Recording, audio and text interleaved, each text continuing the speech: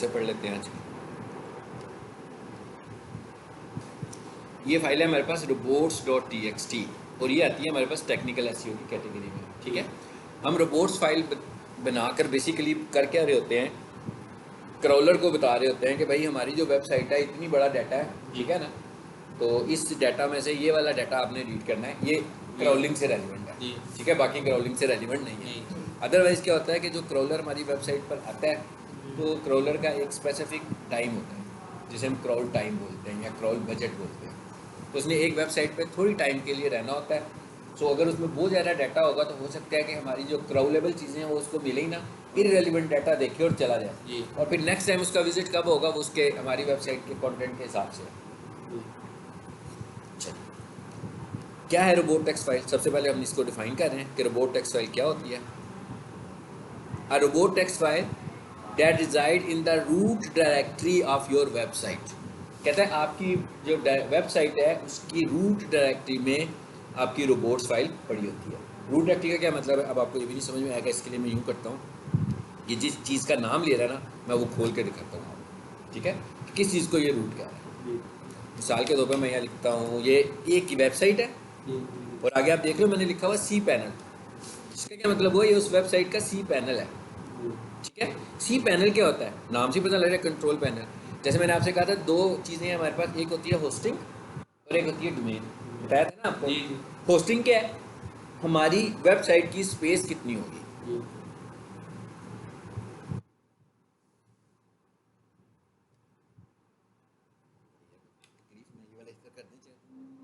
लगता है मैं इस पे बैठा हूँ ना, वो इसकी सेंसिटिविटी से ना माउस इसको उधर रख दीजिएगा, माउस हिल रहा है, यार ही ना हिल रहा। क्या कह रहा है जी, your IP address has been changed. चलो भाई खोल दो, ठीक है। ये है सी पैनल, ये वो सी पैनल है जिस जगह पर मैंने अपनी वेबसाइट को अपलोड करना है। मतलब मैंने कोई वेबसाइट बनाई है तो पहला काम क्या था, वेबसाइट बनाना, जो आप कर रहे हैं। वेबसाइट बन गई, वेबसाइट बनाने के बाद मैंने क्या करना है, एक डोमेन खरीदनी है, ठीक है ना, वो भी आपको बताया था मैंने। तो उसके लिए हमने क्या करना है, हमने जाना है इधर GoDaddy पे, किसी भी जगह पर जाना है, वेबसोल पर चले जाना है। जैसे मैं यहाँ हूँ वेबसोल पे आ गया, websol.com, ठीक है। तो मैं एक डोमेन परचेज करूँगा, डोमेन परचेज कर ली तो उन्होंने कहा भाई ये डोमेन आपको अगर अवेलेबल होगी तो मिल जाएगी। जैसे आप कहते हो किंग ऑटोज आपकी कंपनी का नाम है, तो आप कहते हो यार मैंने अपनी डोमेन का नाम रखना है kingautos.com, ठीक है। तो आप इधर आते हो, किसी भी जगह पर आते हो और यहाँ से आप कहते हो भाई मुझे चाहिए kingautos.com, देखते हैं जरा।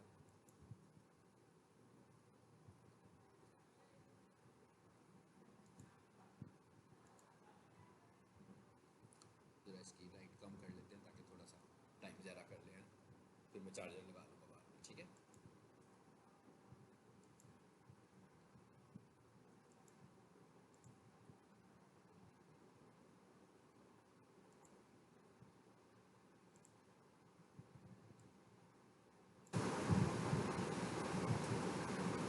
चलो इसको दोबारा से क्लिक कर दिया। और अगर आपने डोमेन नेम अवेलेबिलिटी चेक करनी हो, ठीक है ना, वो सारे ऑप्शंस होते हैं हमारे पास, वो चेक करने के। ये तो मैं डायरेक्ट इधर आया हूँ ना कंपनी के पास, वही मुझे लग रहा था कुछ हो रहा है इसको, तो चला नहीं है, नेट चेंज हो गया। PUBG पे चले जाते हैं वापस।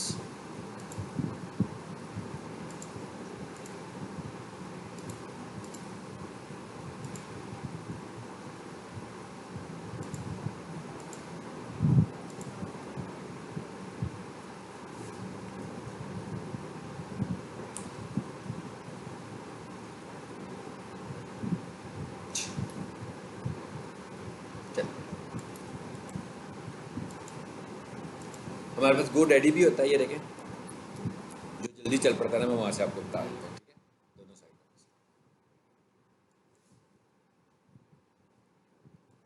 इसी तरह मैं चेक करना चाहता हूँ कि कोई डोमेन रजिस्टर तो नहीं हुई, तो हम डॉट लिख देंगे who.is, यहाँ से भी जाकर हम चेक कर सकते हैं।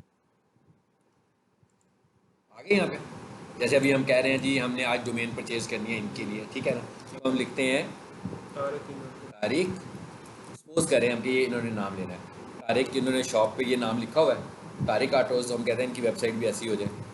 .com भी हो सकती है, सबसे अच्छी जो डोमेन होती है वो .com होती है, लेकिन अगर आप बिल्कुल ही आपको पता हो प्योर लोकल बिजनेस कर रहे हो, पाकिस्तान में कर रहे हो, तो आप .pk भी ले सकते हो, ठीक है।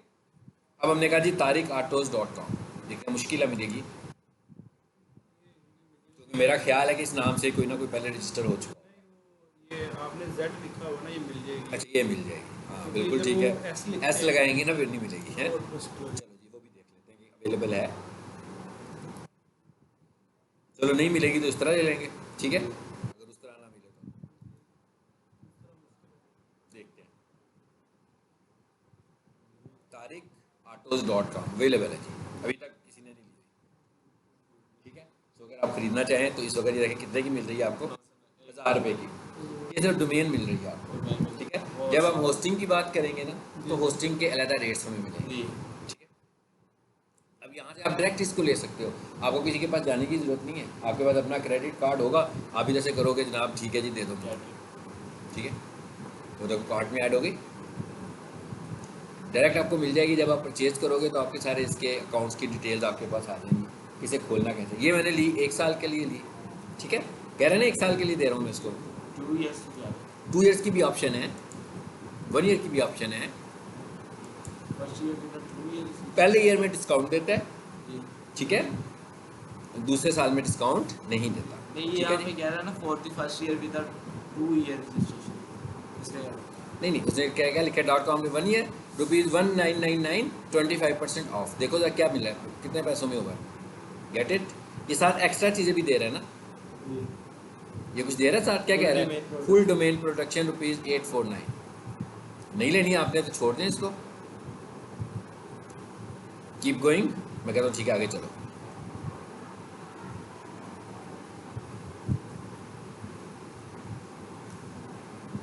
इसको करने दें काम और इधर आएंगे।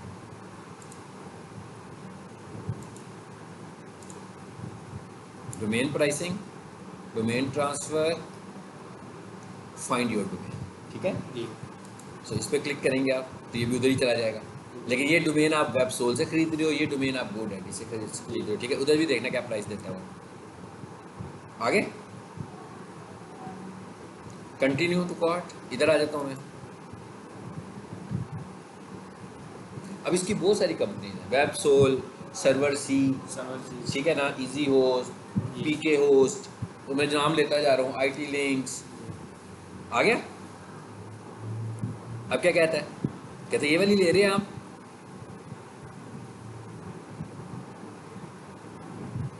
ईमेल भी अगर आपने डेडिकेटेड ईमेल लेना हो तो कहता है उसकी भी ये फीस है 139 रुपये पर मंथ, और इसमें आपको कितनी स्पेस मिलती है, 10 GB की स्पेस मिलती है। तो ये डेडिकेटेड ईमेल होता है, इसका मतलब ये होता है कि ये जो सर्वर ईमेल्स होते हैं ना ये स्लो होते हैं, तो ये वाला स्लो नहीं होता अगर आप ये लेते हो। अदरवाइज़ क्या है कि जब हम अपनी होस्टिंग बाय करेंगे तो उसमें हमें ईमेल की ऑप्शन साथ ही मिल जाती है, ठीक है। अब हम क्या कह रहे हैं जनाब, full domain protection, ultimate domain protection, ठीक है। अब ये कितने की दे रहा है प्रोटेक्शन, 849 डोमेन पर ईयर, और अगर हम ये अल्टीमेट डोमेन प्रोटेक्शन लेते हैं, 1500, ठीक है जी, और अगर हम कहते हैं नो डोमेन प्रोटेक्शन और कंटिन्यू टू कार्ट करके देख लेते हैं। अब आप इसके साथ खुद खेलते रहिएगा, ठीक है।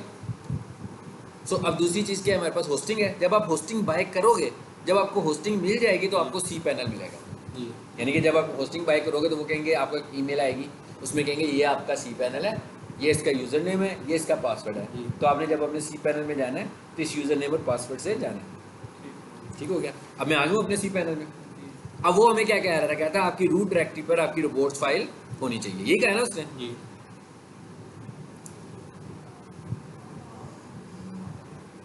ये रूट है जहाँ मैं घूमने लगा हुआ, देखिए पड़ी है ना रोबोट्स की फाइल, साइट में भी पड़ा हुआ है, समझ आ गया क्या है, यहाँ पर रखना है हम लोगों ने, वो जो कहता है ना रूट पे रखना है, तो बेसिकली अपने सी पैनल का मेन रूट है ये देखिए, ये मेन रूट दिखा रहा है जी। इसके आगे क्या नज़र आ रहा है, अगर आप देखो तो एक आपको पब्लिक HTML भी नज़र आ रहा होगा जी। आपकी जो वेबसाइट बनी हुई है ना वो सारी की सारी इसमें आनी है, देखना भी आपको नज़र आएगी सारी वेबसाइट, तो उसी तरह की फाइलें होंगी, तो कुछ और, लेकिन नेट फिर लगता है कुछ हुआ, नेट पे कुछ हुआ है, जब भी नेट बंद हो के चलता है ना फिर यूँ करता है, ये सी पैनल में दोबारा से चलाएगा, सिक्योरिटी की वजह से कि कोई हैक तो नहीं हो रहा। वैसे ही अगर आप उठ के चले जाएं 10 मिनट के लिए और दोबारा आकर बैठे ना, फिर भी आपको लॉग आउट कर देगा, ठीक है, दोबारा लॉग इन होगा। ये बड़े 10 मिनट के लिए काम ना हो। हाँ, मतलब छोड़ दूंगा ना मैं, अनटच रखूंगा उसमें, तो आगे देखें वही है ना, जी जैसे आपकी वेबसाइट उधर जी। पड़ी हुई है सारी, यानी वो सारी की सारी वेबसाइट में यहाँ ले आऊँगा जी। और फिर ये लाइव हो जाएगी, ठीक है। आ जाते हैं वापस लेक्चर में। सर वो कार्ड का कोई- नाम बोल के वो वो कार्ड notice कौन सा है। आपने बताया था जो बैंक से बनता है? फैसल वर्चुअल कार्ड, वो अच्छा जी। notice है क्या? वो भी ऐसी है यार, उसमें क्या, वो खुला ही नहीं था।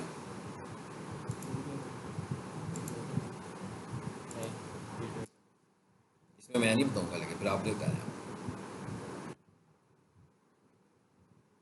नहीं चला, ये साइट नहीं चलती इसमें, ठीक है ना। चलो वापस आ जाते हैं इसमें। ले जी, robot text file resides in root directory. पता लगे ना रूट डायरेक्टरी किसे कहते हैं। जी। तो आपने करना क्या है, जहाँ पर आप अपनी फाइल सेव कर रहे हो वहीं पर आप इसको भी रख लेना जी। बनाकर, जब फाइनल हो जाएगा काम of your website and give search engines crawlers instructions as to which pages they can crawl and index, कि भाई किस पेज को उसने crawl करना है और index करना है। During the crawling and indexing process, robots text is a plain text file that follows the robots exclusion standards, ठीक है। अब robots plain एक text file होती है, ठीक है। वो क्या करती है कि यहाँ पर हम ये भी बता देते हैं कि भाई कौन सी चीज़ें इंक्लूड होनी है और कौन सी चीज़ें एक्सक्लूड करनी है, जिनको हम क्राउल नहीं करवाना चाहते। Robot text file consist of one और मोर रूल्स, यानी कहता है इसके अंदर हम जो लिखते हैं वो रूल्स की सूरत में लिख रहे होते हैं, ठीक है। Each rule blocks are allow, कहता है हर रूल जो होता है वो यहाँ अलाउ करता है, यहाँ ब्लॉक करता है। क्या access for a given crawler to a specific file path in that website, कि भाई क्राउलर्स इस वेबसाइट पर जा सकते हो इन जगहों पर, इन फोल्डर्स पर, ताकि वो उसी हिस्से को क्राउल करें। मिसाल के तौर पर जैसे मैंने अपनी वेबसाइट पे बैकअप रखा हुआ है, अब मुझे उसका मेरी वेबसाइट से तो कोई ताल्लुक नहीं है, ठीक है ना। या मैं ये कह रहा हूँ कि मेरे पास इतनी अच्छी स्पेस थी तो मैंने अपना ही डाटे का कुछ बैकअप भी उसी पे रख लिया। जैसे मैं ईमेल पे रख रहा होता हूँ, मैं कहा स्पेस तो है मेरे पास, परचेज की हुई है तो उसको यूटिलाइज कर लेता हूँ, और मैं कहूँगा ना कि इसको क्रॉल ना करो। अच्छा जी, उसके बाद आगे क्या कह रहा है, रोबोट्स एक्सक्लूशन स्टैंडर्ड्स, कहता है रोबोट एक्सक्लूशन स्टैंडर्ड्स क्या हैं। The robot exclusion standard also known the robot exclusion protocol, protocol का मतलब तरीकाकार, और simply robot TXT is a standard use by websites to communicate with web crawlers and other web robots. Basically robot exclusion standard है क्या, robot की file है कि बता रहे हैं कि भाई ये चीज़ें चलें और ये चीज़ें ना चलें।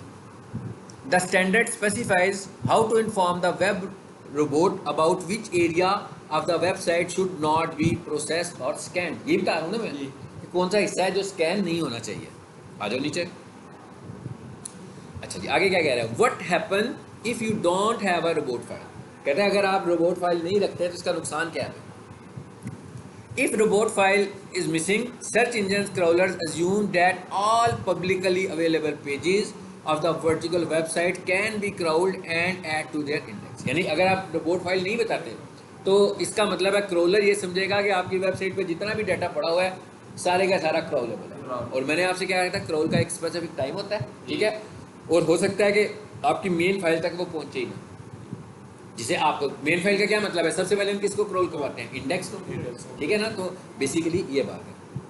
चलिए आगे क्या कह रहा है, what happens if accidentally block search engines from accessing my website, कहता है अगर हम गलती से ब्लॉक कर देते हैं तो क्या होगा, ठीक है। सिंपल, ये तो अंडरस्टूड बात है, क्या होगा, क्राउल नहीं होगा। उसको तो नहीं पता आप गलती से कर रहे हो कि इंटेंशनली कर रहे हो। आपने ब्लॉक कर दिया, इसका मतलब क्या हुआ कि आप कह रहे हो कि भाई क्राउल ना करो, वो मेरी वेबसाइट पर आएगा और उस पेज को छोड़कर चला जाएगा। ठीक है, do you need a robot text file, yes, बनानी है हमने रोबोट टेक्स्ट फाइल, ठीक है। Why use a robot text file, ये मैंने भी आपको बता भी दिया, to block search engine from accessing, ये बात पहले भी हो गई है पहले। Two important things to know about robot text, क्या है जी। The first thing is that rule you add to the robots are directives only, यानी कि जो आप रोबोट्स को बातें बता रहे हो वो क्या हैं, डायरेक्टिव्स हैं, हम उसको डायरेक्टिव दे रहे हैं। This means it's up to search engine to obey and follow the rule, मतलब इसका मतलब ये भी नहीं है कि हम ऐसा कोई इंस्ट्रक्शन नहीं दे रहे कि हम क्राउलर को पाबंद नहीं कर रहे, आप यूँ समझ लो कि हम उसको इन्फॉर्मेशन दे रहे हैं, ठीक है। लेकिन यह है कि हम इसको चैलेंज नहीं कर सकते कि भाई हमने तुमको ये बताया था तो तुमने इसे क्रॉल क्यों नहीं किया। यानी कि हम उसको इन्फॉर्मेशन दे सकते हैं क्रॉलर को, हम उसको ऑर्डर नहीं ओबे नहीं ऐसे नहीं कह सकते भाई तुमने ऐसे ही करना है।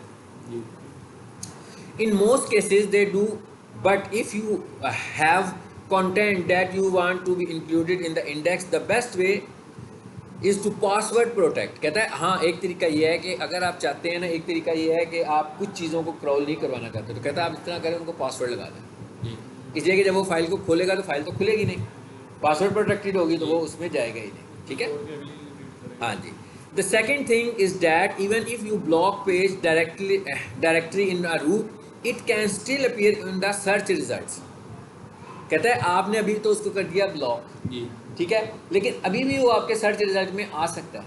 वो कैसे आ सकता है? वो ऐसे आ सकता है कि मिसाल के तौर पर मैं कहता हूँ मैंने अबाउट अस का जो पेज है उसे ब्लॉक कर दिया। जी अब मेरा जो होम पेज है, होम पेज के अंदर 3 पैराग्राफ जो बने हुए हैं उनमें से 2 पैराग्राफ ऐसे हैं जिनमें मैंने एक लिंक लगाया हुआ है और वो लिंक अबाउट अस का लिंक है। अब इंडेक्स को तो मैं करवा रहा हूँ ना क्रॉल, अब वो वाले पेजेस अबाउट अस के पेजेस कैसे क्रॉल हो जाएंगे? इंडेक्स की वजह से हो जाएंगे। बात समझ में आ गई? तो उन्होंने कहा कि ये भी आपने ज़हन में रखना है कि अगर आप किसी एक पेज को कहेंगे इसे क्रॉल नहीं करना तो ये उसके लिंक्स अगर किसी और जगह मिलेंगे तो वो उसे क्रॉल कर देगा। ठीक है, लें जी, हाउ डज रोबोट्स वर्क्स। कहते हैं ये उसके डायरेक्टिव्स हैं, ये रूल्स हैं। ठीक है, पहला रूल क्या है जी? User agent. यूज़र एजेंट किसे बोलते हैं? क्रॉलर्स को बोलते हैं। ठीक है, जो क्रॉलर्स हैं वो यूज़र एजेंट्स हैं। यहाँ क्या लिखा हमने? User agent colon static. Static का मतलब पहले भी बताया था, ऑल होता है आपको। इसका क्या मतलब हुआ? इसका मतलब ये हुआ कि भाई जितने भी सर्च इंजन हैं इन सब के क्रॉलर को मैं अलाउ कर रहा हूँ कि वो मेरे पेज को क्रॉल करें। मेंशन नहीं कर रहा, नाम नहीं ले रहा कि भाई गूगल का करे तो याहू का ना करे तो अमेज़न का करे। ओके, दूसरा रूल क्या है? Disallow.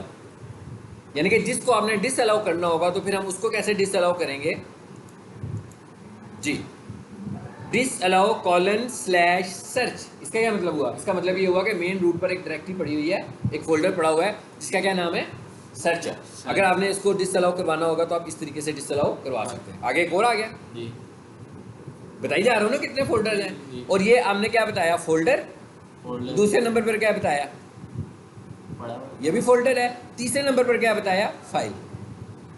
यानी जरूरी नहीं कि आप फोल्डर को ही करें, आप फोल्डर को भी कर सकते हो। फोल्डर के अंदर मिसाल के तौर पर एक मेन फोल्डर है, उसमें 3 फोल्डर्स पड़े हुए हैं, आप उनमें से 2 को डिसअलाउ करवाना चाहते हो, बाकी को नहीं कराना चाहते तो आप फोल्डर का पूरा पाथ लिख दोगे। ठीक है जी चलो। उसके बाद आखिरी नंबर पर क्या आएगा? Site map. यानी इसका मतलब क्या हुआ? हमें साइट मैप भी बनाना है अपनी वेबसाइट का। तो फाइनली वो कहता है साइट मैप बनाओ, और साइट मैप बनाने के बारे में मैं बताता हूँ कैसे बनेगा। साइट मैप बनाने के बाद यहाँ पर लिख दोगे कि आपकी वेबसाइट का साइट मैप का लिंक दे देना। जी यानी रोबोट्स भी हमने ऑनलाइन बनाना है, जी रोबोट्स की फाइल भी ऑनलाइन बनानी है, साइट मैप भी ऑनलाइन बनाना है। ठीक है, जी आगे आ जाओ। यूज़र एजेंट से क्या मुराद है? मैंने बता दिया आपको यूज़र एजेंट से क्या मुराद है, अभी थोड़ी देर पहले बताया ना। जी क्रॉलर्स जो है हमारे गूगल के लिए जो क्रॉलर होता है वो कौन सा है जी? Google boat. अब अगर आप देखना चाहते हो कि बाकी और कौन कौन से क्रॉलर्स हैं तो ये मैंने साथ में एक लिंक दिया हुआ है, ठीक है, आप इस पर क्लिक करोगे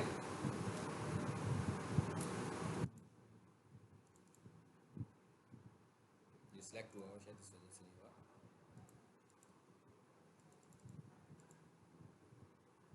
इसको वैसे ही खोल कर देख लीजिएगा। ठीक है, जी तो ये आपके पास जो है ना बहुत बड़ी एक लिस्ट आ जाएगी। एडिट नाउ, चलो एडिट करके देख लेते हैं। वो पता नहीं किस मोड में आया हुआ है, चलो छोड़ दो, टाइम वेस्ट करेगा हमारा। नीचे आ जाते हैं। क्या वेबसाइट क्या थी वैसे? robots.txt.org। ठीक है, लिख देता हूँ मैं यहाँ पे। हाँ,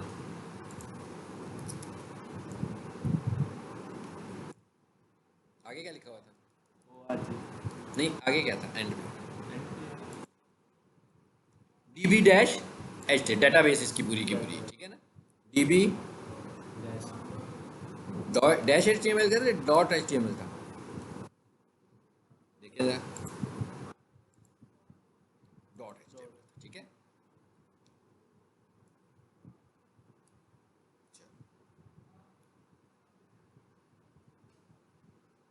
खुल रही है वेबसाइट, आ गई पूरी रोबोट्स की डेटाबेस आ रही है आपके पास।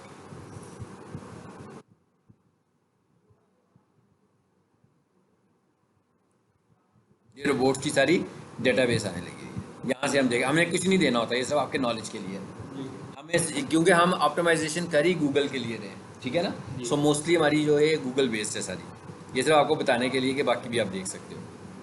डिसअलाउ, ये भी मैंने आपको बता दिया कैसे डिसअलाउ करना है। अलाउ कैसे करना है जी, यूज़र एजेंट आगे क्या कहा हमने, डिसअलाउ कॉलन दिस। अभी आपको मैं वेबसाइट दिखाऊंगा जिसमें मैंने खुद से रोबोट फाइल बनाई हुई है, तो आप देखिएगा मैंने उसमें क्या लिखा हुआ है। उसके बाद क्या कहता है, आपने साइट में बनाना है, ठीक है, और उसके बाद ये एंड वाली लाइन लिख देनी है। उसके बाद ये क्या आ रहा है जी, what is virtual robot text file. अब एक तो है फिजिकल, आपने देखा ना, मैं कहता ये फाइल बनानी है, फाइल को अपलोड करना है, ये कह रहा था ना। लेकिन जब हमारे पास वर्डप्रेस होगा तो वर्डप्रेस में वो फिजिकल फाइल अटैच करने की जरूरत नहीं है, वहाँ पर हम वर्चुअल फाइल बनाएंगे। यानी कि उसमें क्या है, उसके प्लेटफॉर्म में जाकर सेटिंग करेंगे तो जी कैसे करेंगे वो भी देख लेते हैं। नहीं ठीक है, ये तो वो लिखा हुआ है ना कि ये लाइन लिखनी है अपने जी। से, ठीक है। ये कैसे बननी कैसे, ही मैं आपको बताता हूँ। ये फिर डेफिनेशन आ गई है। ये क्रॉल बजट अभी आपको बताया था ना क्या होता है मैंने, कि कितनी देर उसने क्रॉल करना है किसी वेबसाइट को, ये आ गया। ये वर्डप्रेस में आ गया। वर्डप्रेस में हम जाएंगे तो हमें एक, जैसे हम यहाँ पर एसईओ करते हैं तो कोडिंग करते हैं ना, जी लेकिन जब हम वर्डप्रेस यूज़ करते हैं तो वहाँ पर जब हमने एसईओ करनी होगी, कोई भी काम करना है वर्डप्रेस में, वहाँ पर प्लगइन्स होते हैं, आपने प्लगइन इंस्टॉल करना है। सो आपने यहाँ पर ये देखो, ये वाई का निशान बना हुआ आ रहा है, जी ये मैंने इसमें प्लगइन इंस्टॉल किया हुआ यीस्ट के नाम से। ये सबसे पॉपुलर प्लगइन है वर्डप्रेस का, ठीक है ना, यीस्ट के नाम से। सो आप इस प्लगइन को इंस्टॉल करेंगे, उसके बाद जैसे ही आप इस पर क्लिक करोगे तो आपके पास ये ऑप्शन नज़र आ जाएंगे। यानी कि आप पहले जाओगे यीस्ट में, जी उसके बाद आएगा फाइल एडिटर, जी और आगे बोल रहा आएगा सारी की सारी, यहाँ पर रोबोट फाइल बन जाएगी। इसके लिए हमें अपलोड करने की ज़रूरत, नहीं किसके लिए, वर्डप्रेस के लिए, WordPress। ठीक हो गया। बाकी सारी चीज़ें वही आ गई। ये वर्डप्रेस का हमारा लेक्चर भी, इसका रोबोट्स का लेक्चर खत्म हुआ। अब ये फाइलें बननी कैसे हैं, जरा पहले ये देखते हैं कि हमारे पास जो वेबसाइट्स हैं उनकी है रोबोट्स फाइल। जी पहले मैं इसकी देखता हूँ, क्या ख्याल है, ये किसकी देख रहा हूँ मैं, किसकी देख रहा हूँ, फेसबुक की, ठीक है, कि क्या उनकी रोबोट फाइल बनी हुई है, बनी हुई है। जी कितनी बड़ी फाइल है देखो, ताकि उन्होंने कहा इधर ना जाओ। ये सारे उनके अपने फोटो के नाम से पीएचपी फाइल है, जिसके वजह से अभी प्रोग्राम यूज़ करते हो। कितना कुछ डिसअलाउ में किया हुआ उन्होंने, कितना कुछ डिसअलाउ किया हुआ। अब अलाउ में देखो क्या दिया हुआ इन्होंने, ये अलाउ वाली चीज़ें आ रही हैं, जहाँ से जिन पेजेस को वो क्रॉल करवाने लगे, ठीक है। ये सारी उनकी वेबसाइट के लिंक्स हैं। आप फेसबुक कैरियर लिखना तो कैरियर के लिंक पे चले जाओगे। जी अच्छा, इसी तरह मैं देखता हूँ जो हमारे क्लाइंट्स हैं जिनकी, ये तो बड़ा था ना सेटअप, इसलिए मैं कहता हूँ भाई dckitchen.org/ तरीका पता लगे ना क्या है। जी ये वेबसाइट का नाम लिखो और रोबोट्स लिखो, और जिसकी वेबसाइट रोबोट्स नहीं होगी ना, उसकी रोबोट्स नहीं खुलेगी, जिसने बनाई नहीं होगी। आ गई सिंपल सा रोबोट फाइल बनी है, जी। हमने भी ऐसी ही बनानी है अपनी साइट के लिए। क्या लिखा है, यूजर एजेंट स्टैटिक, सारों को करो। जी डिसेबल CGI बिन, ये वाला जो फोल्डर होता है सी पैनल के अंदर, इस सिस्टम फोल्डर होता है, ठीक है, इसलिए इसको आपने डिसअलाउ करना होता है। अलाउ कॉलन, भाई इसके अलावा मैंने जो कुछ रखा हुआ है ना सबको अलाउ कर दो, ठीक। उसके बाद क्या कहा उसने, साइट मैप, तो मैंने आगे साइट मैप का लिंक भी दे दिया। जी अब मैंने ये देखना है कि इसका साइट मैप बना हुआ है, ये भी देखना है मैंने।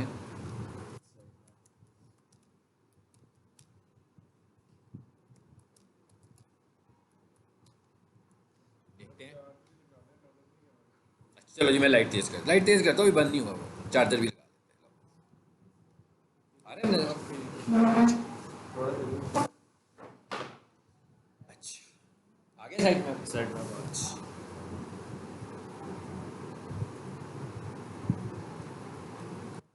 कोई वेबसाइट लेते हैं,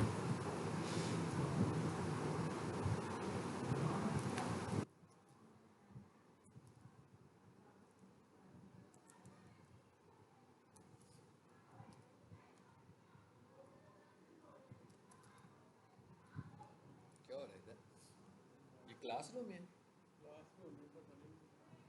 सेवियर लो को जी। भेज रहे हैं। बताओ मुझे क्या मसला है इसका। नो फाउंड इसका मतलब ये होगा कि इस वेबसाइट ने साइट मैप बनाया ही नहीं हुआ। ये 404 ये 404 एरर वही होता है ना जिसकी कोई चीज़ मिले ना। लिंक मिले ना, लिंक अच्छा अब हम जरा अपनी स्टार्स एंट्री टेस्ट पे जाते हैं, देखते हैं इनकी लोड हुई है कि नहीं की। तो ये उन्होंने बाद में ना कुछ चेंज किया हो। स्टार्स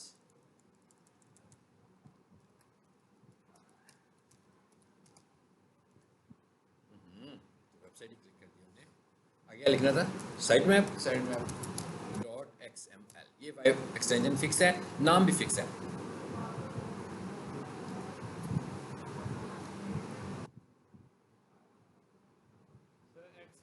XML का क्या मतलब है? ये फाइल एक्सटेंडेड मार्कअप लैंग्वेज, हमारा इससे कुछ लेना देना नहीं है, ठीक है। एक्सटेंशन है ये फाइल की ना।